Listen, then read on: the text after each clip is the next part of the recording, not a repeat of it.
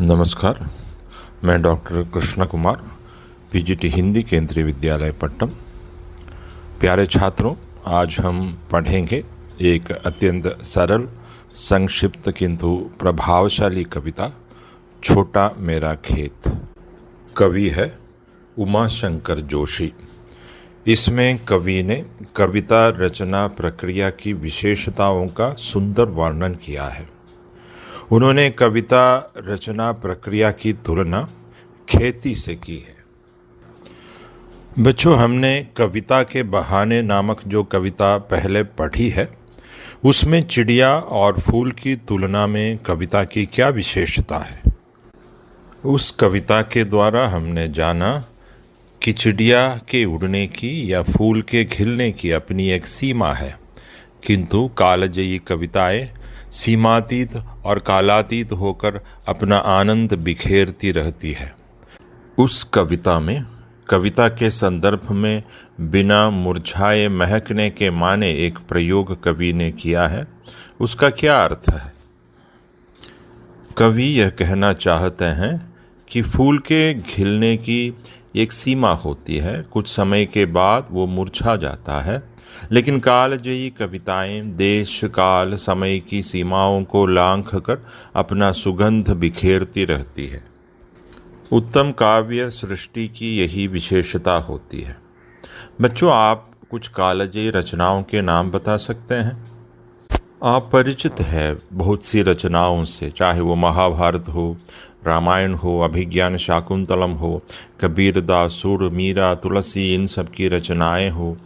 ये सब समय की सीमाओं को लांघ कर, देश काल की सीमाओं को लांघ कर आज भी अपना माधुर्य, अपना आनंद बिखेरती रहती है।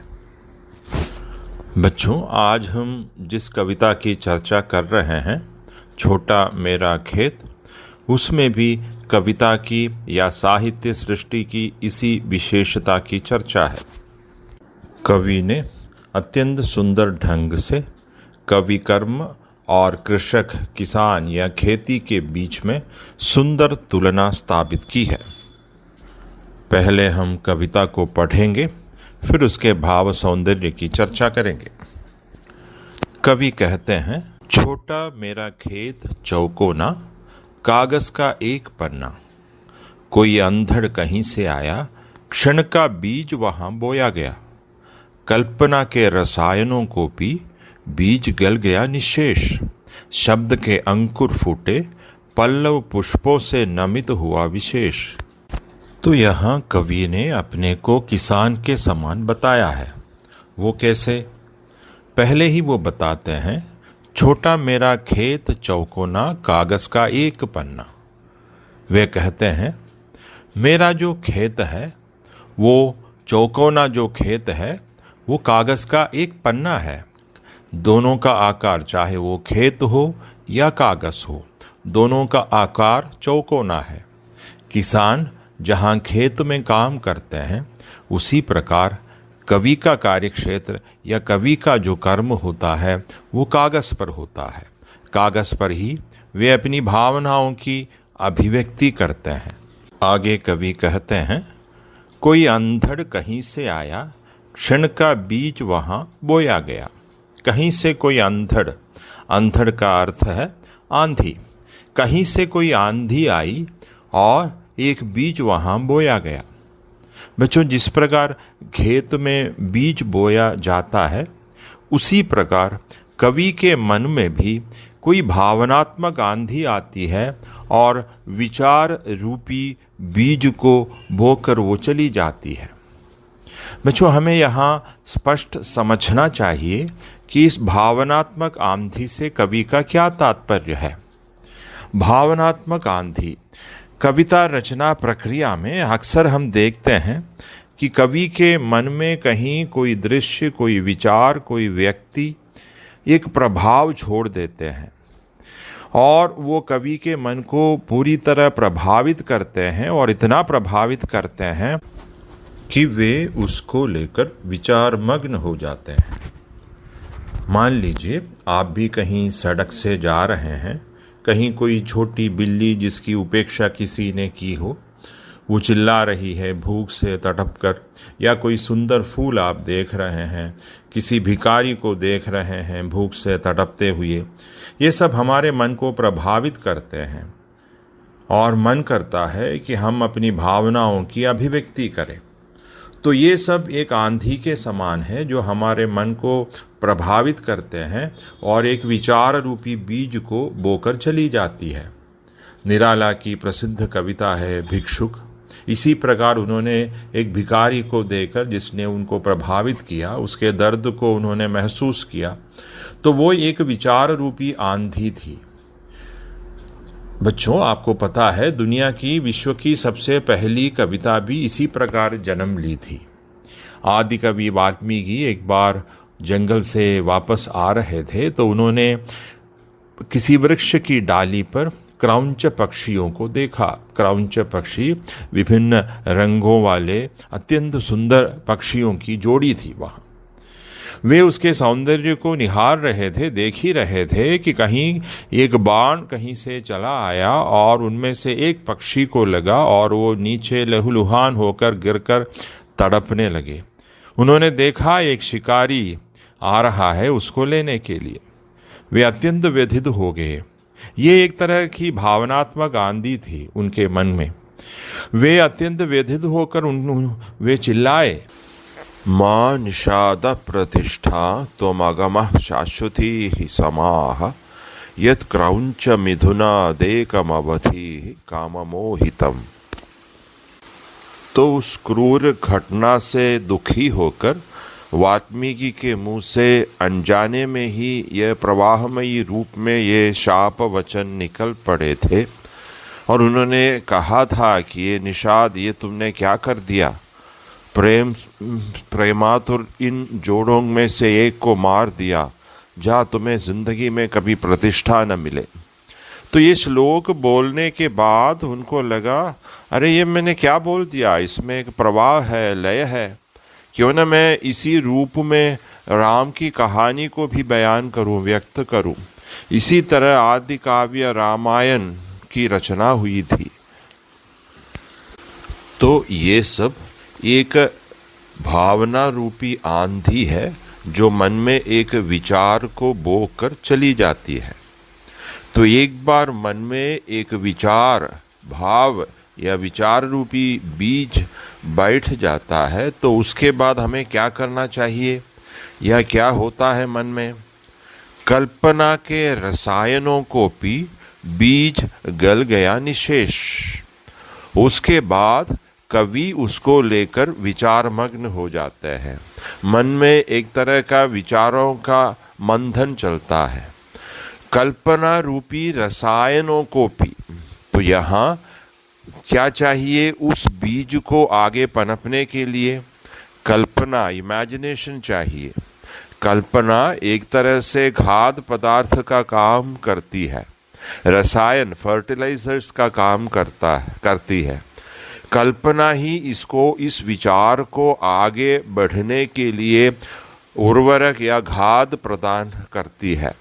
उसी से धीरे धीरे क्या ये आगे की ओर बढ़ने लगती है। कवि कल्पना के पंख फैलाकर उड़ने लगते हैं। सबसे पहले बीज गल गया निशेष, जैसे मैंने कहा, कवि उसको लेकर विचार मग्न हो जाते हैं। तो जिस प्रकार धरती पे या मिट्टी पे बीज गिरने के बाद पहले वो धीरे गल जाता है, मिट्टी उसका आउटर शेल जो है, बाहरी आवरण जो है, वो मिट्टी में मिलने लगता है और उसमें से धीरे धीरे कोंपले निकल आते हैं, नए पत्ते निकल आते हैं। शब्द रूपी शब्द के अंकुर फूटे पल्लव पुष्पों से नमित हुआ विशेष।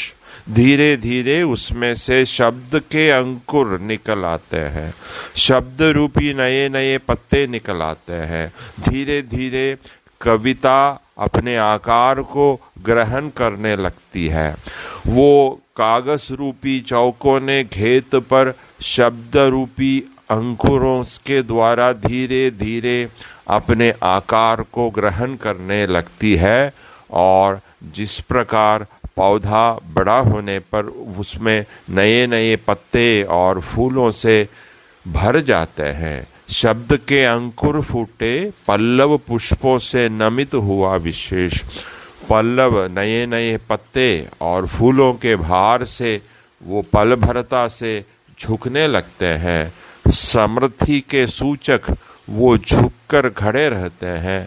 उसी प्रकार कविता भी नए नए भाव, अलंकार, कल्पना, विचार, रस, इन सब से भरकर पूरा आकार ग्रहण करती है। अभी कुछ सरल प्रश्नों के द्वारा हम इसके भाव सौंदर्य को दोबारा समझने की कोशिश करेंगे। तो आप बताएं कि कविता में कवि कर्म की तुलना किससे की गई है? तो इसका उत्तर क्या होगा? कविता में कवि कर्म की तुलना खेती से की गई है। कवि ने अपने कार्य या कविता लेखन की तुलना कृषक या किसान के कार्य से की है।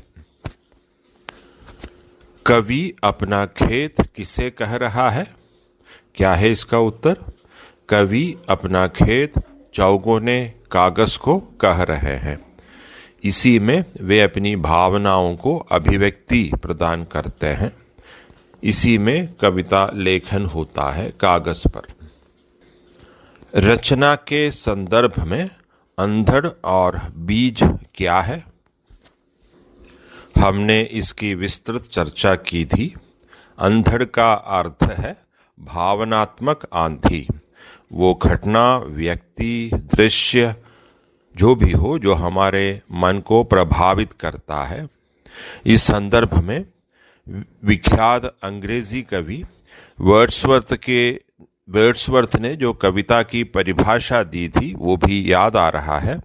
उन्होंने कहा था, poetry the spontaneous overflow of powerful feelings. It takes its origin from emotions recollected in tranquility.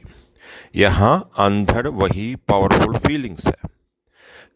हमने जैसे पहले देखा वाल्मीकि के संदर्भ में, क्रौंच पक्षियों में एको लहूलुहान गिरते देख वाल्मीकि के मन में भी वही अंधड़ उपजा था जिसने संसार की पहली कविता को जन्म दिया। और बीज क्या है?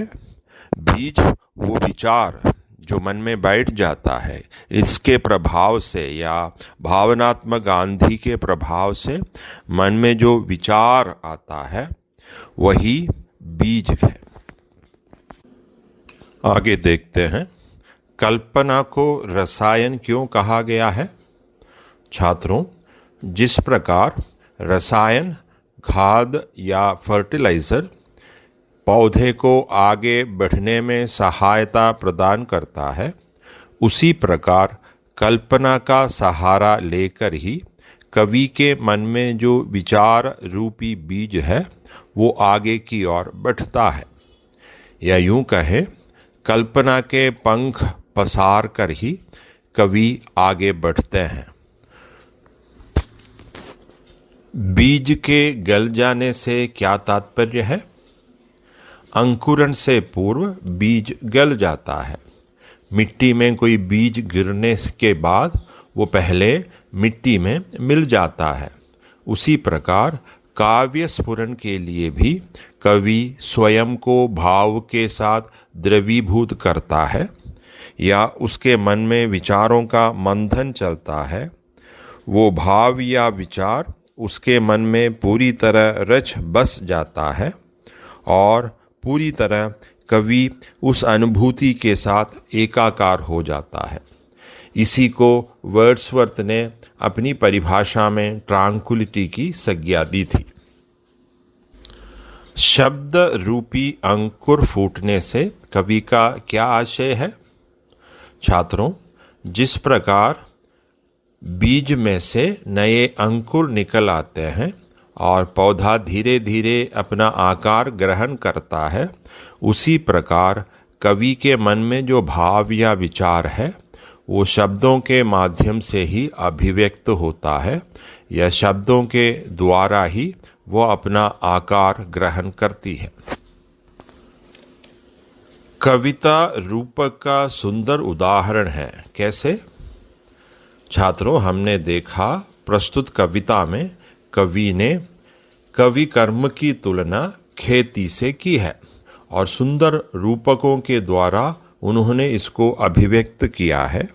जैसे उनका खेत क्या है? चौकोना कागसी उनका खेत है।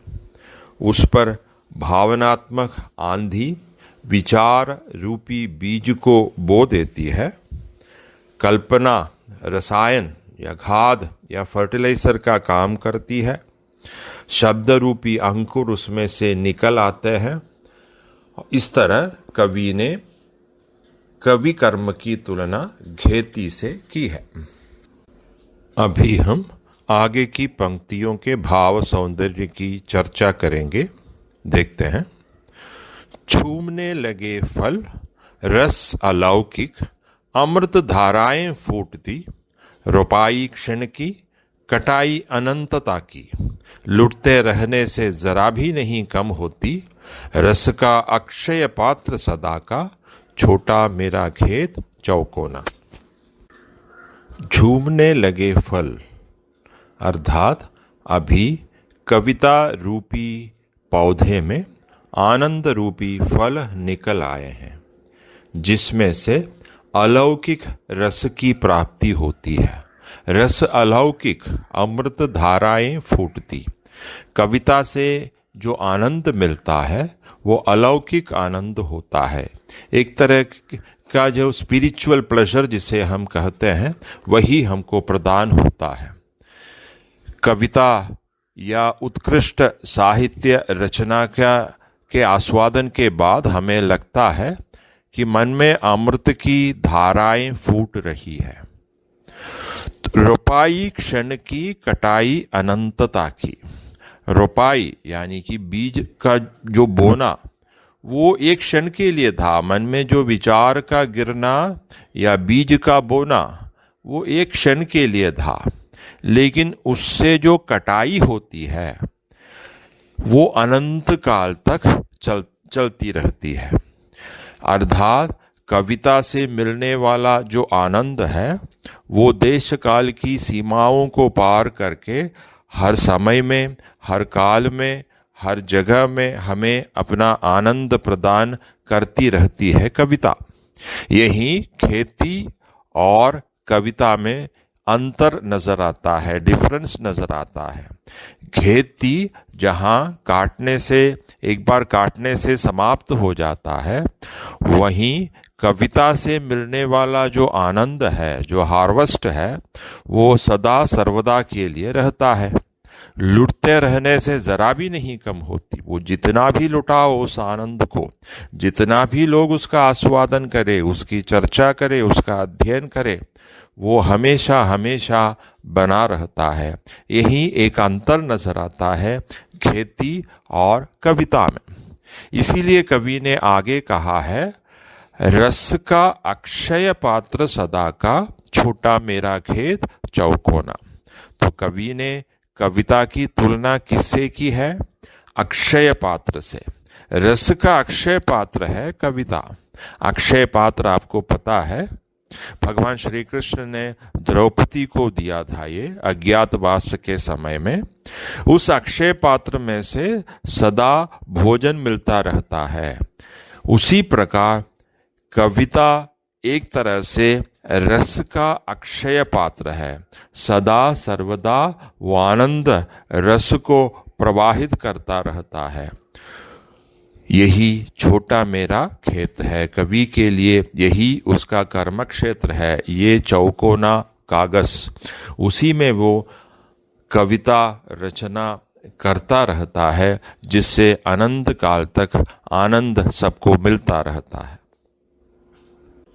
आगे कुछ सरल प्रश्नों के द्वारा हम अधिक स्पष्ट समझने की कोशिश करते हैं।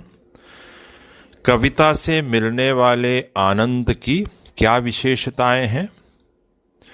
क्या है इसकी विशेषताएं? वो हमेशा हमेशा के लिए वो आनंद बना रहता है। इसीलिए उसकी तुलना रस के अक्षय पात्र से की है।